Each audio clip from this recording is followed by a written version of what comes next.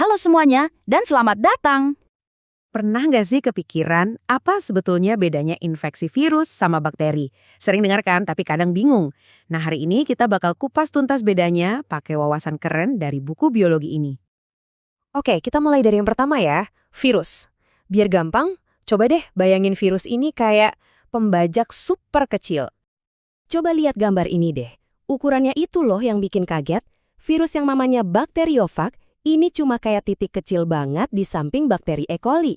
Dari sini aja udah kebayangkan betapa super duper kecilnya virus itu. Nah, ini dia penampakan lebih dekatnya.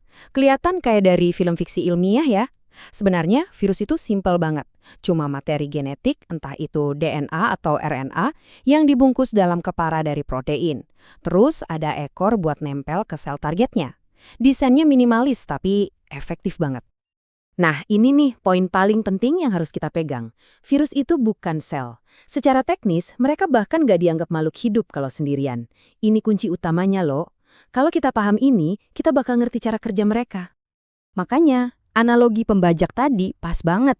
Anggap aja virus itu punya resep kue, tapi nggak punya dapur sama sekali. Dia punya instruksinya, tapi butuh dapur sel hidup buat bikin salinan dirinya. Jadi ya, dia harus ngebajak. Oke, jadi gimana sih proses pembajakan ini berlangsung? Nah, kita akan lihat proses yang namanya siklus litik.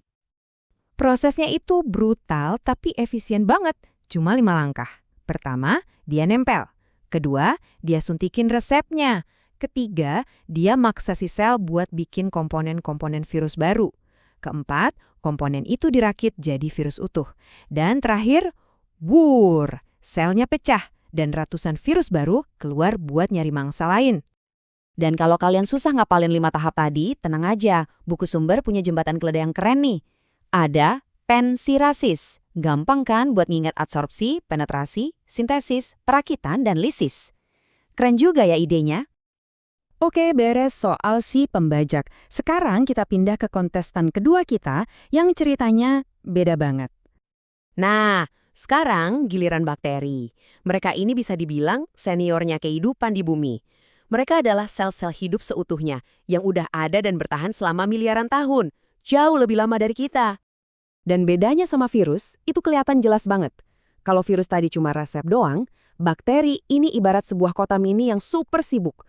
Dia punya tembok pertahanan, punya pusat komando genetik sendiri, bahkan punya mesin buat gerak ke sana kemari.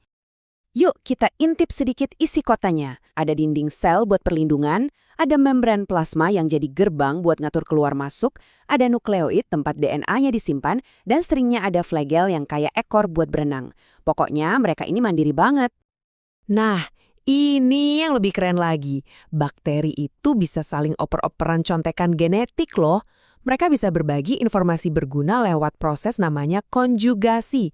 Inilah salah satu alasan kenapa resistensi antibiotik bisa menyebar.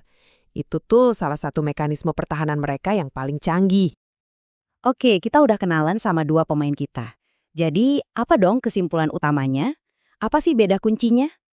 Intinya begini, virus itu partikel tak hidup, ukurannya super kecil dan isinya cuma materi genetik plus cangkang protein. Dia wajib membajak sel lain buat berkembang biak.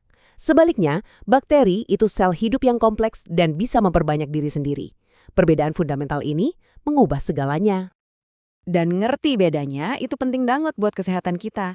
Kenapa? Karena antibiotik itu cuma mempan buat bakteri. Cara kerjanya itu nargetin mesin sel bakteri. Jadi sama sekali nggak ada gunanya buat ngelawan virus kayak flu, HIV, atau SARS. Itulah kenapa buat virus kita butuhnya antivirus atau vaksin. Pada akhirnya, ini bukan cuma soal mana yang bikin kita sakit loh. Perlombaan senjata evolusioner antara virus dan bakteri ini ternyata jadi salah satu motor penggerak utama evolusi di planet kita.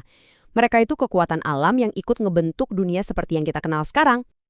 Jadi lain kali kalau kalian dengar ada wabah virus atau bakteri, sekarang kalian tahu persis apa bedanya. Dan kenapa cara kita menanganinya juga harus beda.